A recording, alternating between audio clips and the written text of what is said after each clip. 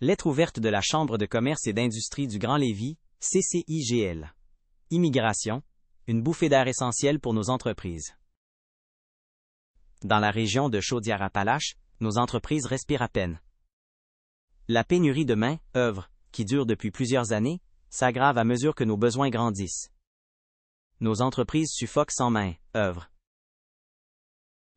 Sans immigration, nos organisations s'essoufflent.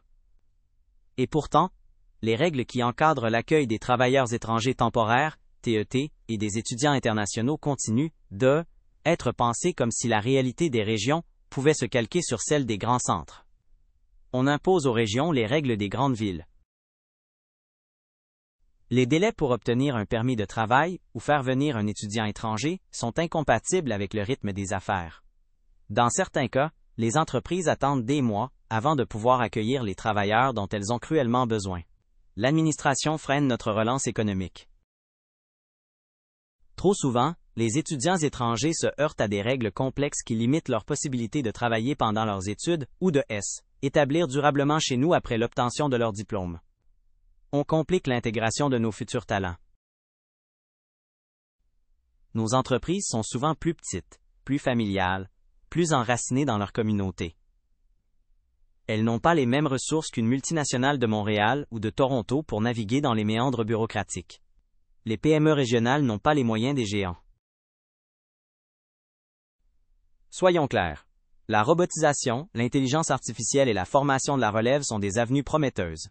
Mais elles ne suffiront pas à court terme. Dans plusieurs secteurs, la présence humaine reste indispensable. La technologie ne remplacera pas l'humain à court terme. À la fin octobre, nous irons présenter un mémoire à l'Assemblée nationale dans le cadre des consultations sur la planification pluriannuelle de l'immigration 2026 à 2029. Notre message sera clair. La prospérité des régions passe par une immigration mieux adaptée, plus agile et plus prévisible. Pour prospérer, les régions ont besoin d'immigration adaptée.